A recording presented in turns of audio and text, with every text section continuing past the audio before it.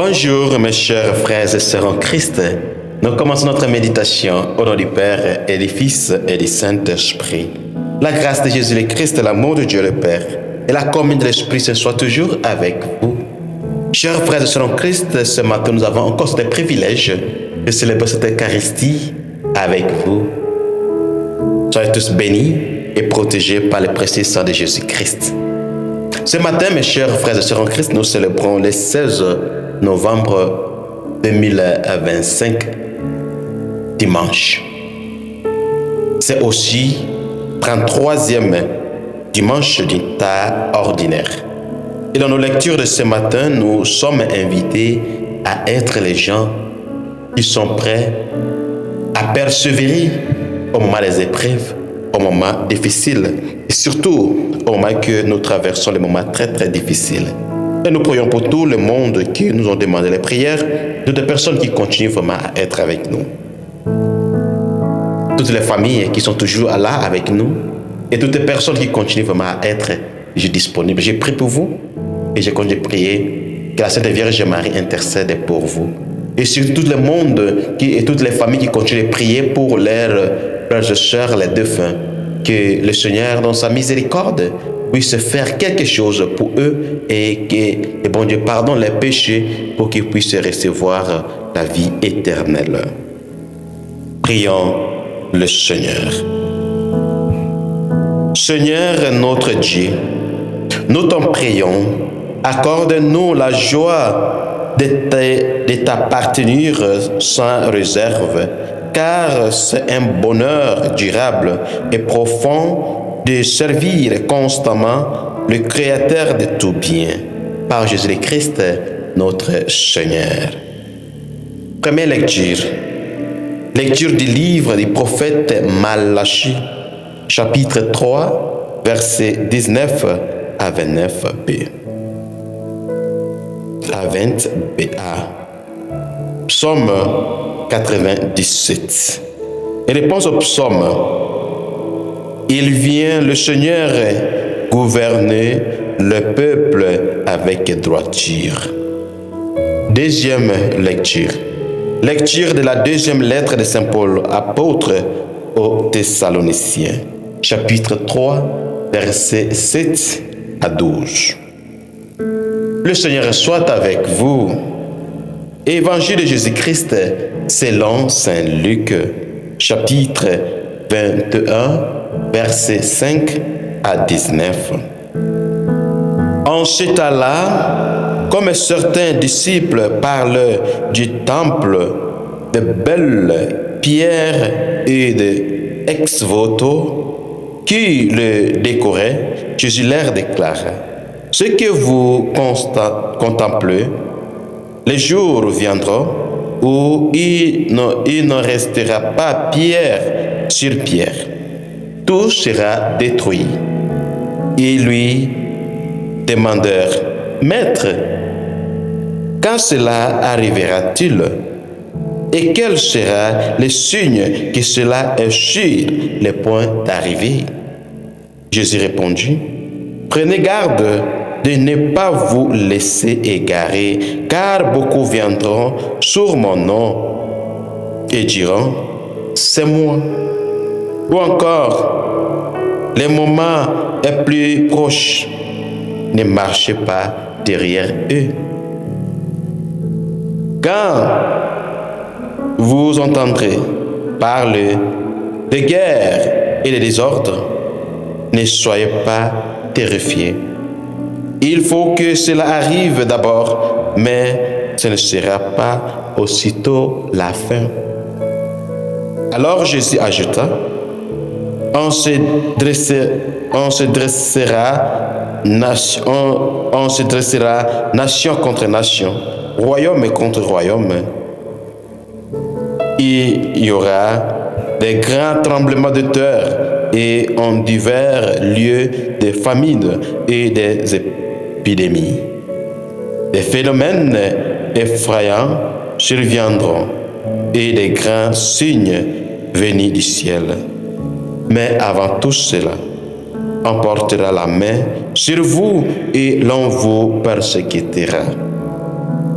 On vous livrera aux synagogues et aux prisons.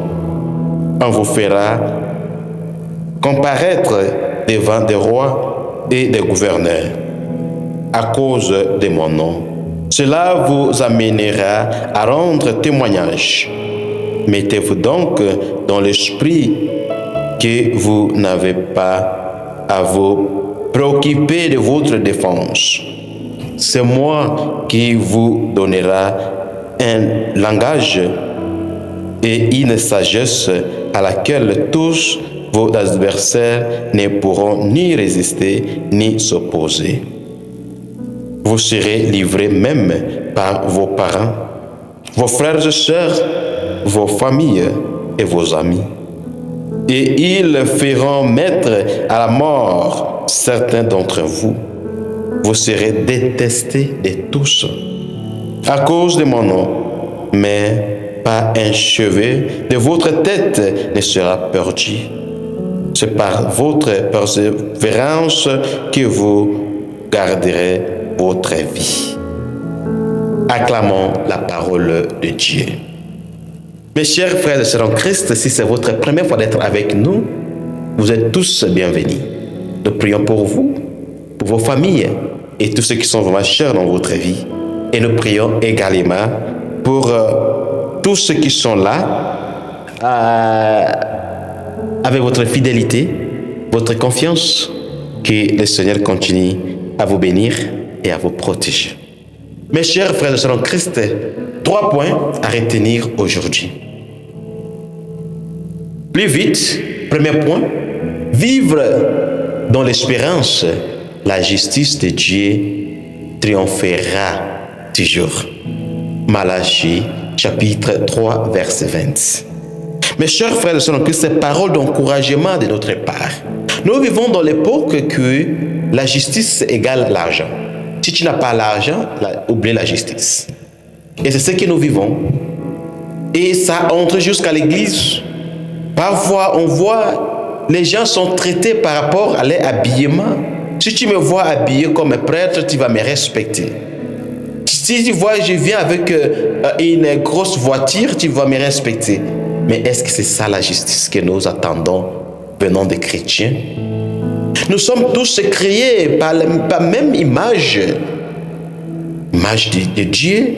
Mais pourquoi il y a la discrimination entre nous? Parce que l'autre là est différent que moi, parce que l'autre là a un peu de moyens. Et c'est ça la justice que nous attendons. C'est pour cela que nous devrons attendre la justice venant de Dieu, qui ne fait pas la distinction, qui traite tout le monde comme ses enfants. Et j'aime toujours quand je médite sur ce passage que Dieu nous traite tous avec mes manières.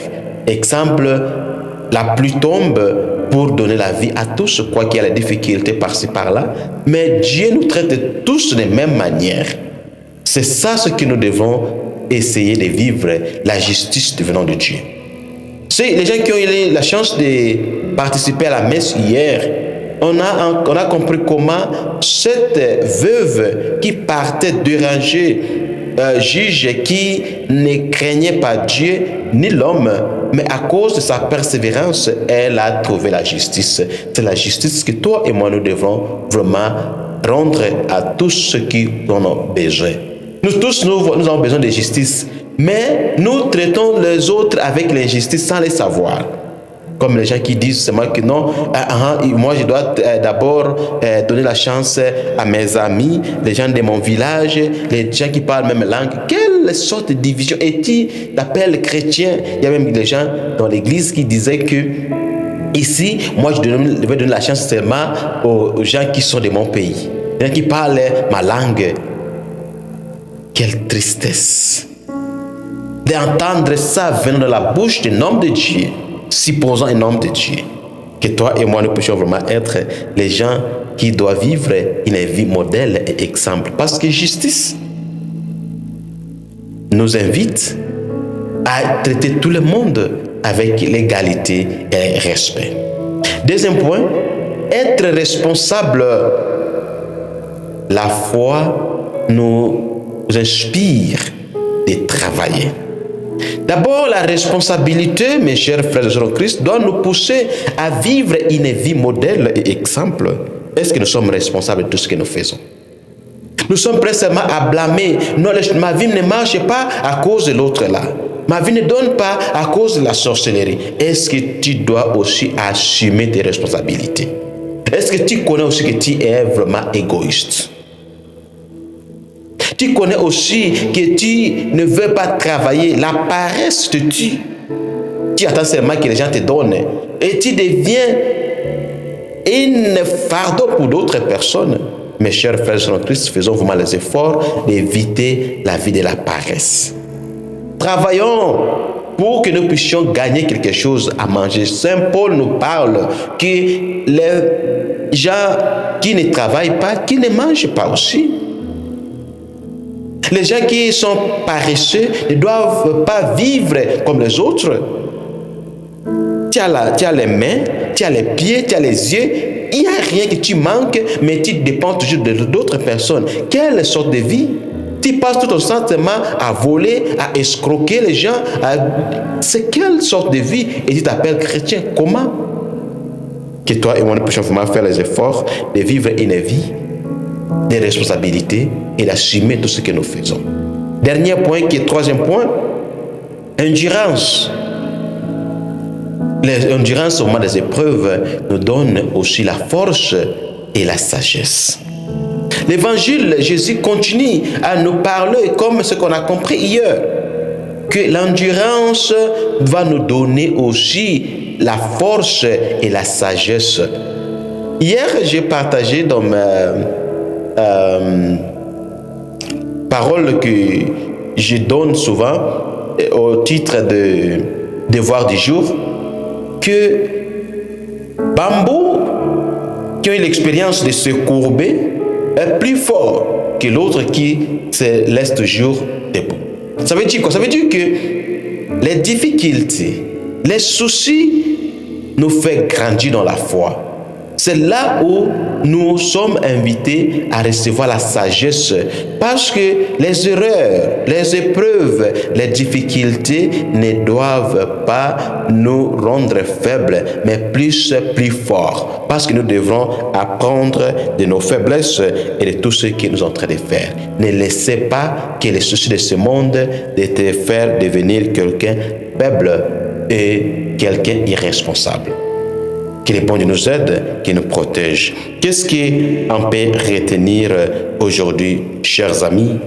3 choses. Premier point, vivre dans l'espoir de la justice de Dieu.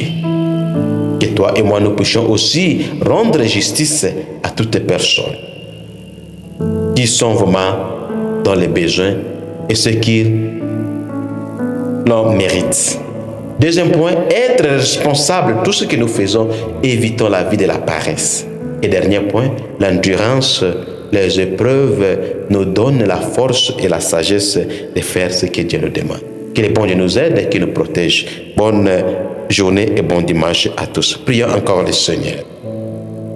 Seigneur, nous avons reçu les dons que tu nous as faits dans ce sacrement. Et nous te supplions humblement. Ton Fils nous a demandé de les célébrer en mémoire de lui. Qu'il augmente en nous la charité et la foi. Par Jésus-Christ notre Seigneur. Merci beaucoup, chers amis, chers frères et sœurs en Christ, pour vos encouragements et vos soutiens. Que le bon Dieu vous garde, qu'il vous protège. Si vous avez des soucis, ou quelques conseils pour que nous puissions faire que cette méditation devienne plus en plus intéressante, n'hésitez pas à nous contacter. Merci et bon dimanche. Le Seigneur soit avec vous. Que Dieu Tout-Puissant vous bénisse, le Père, le Fils et le Saint-Esprit. Allez dans la paix du Christ. Votre humble simple serviteur, Tango Placide.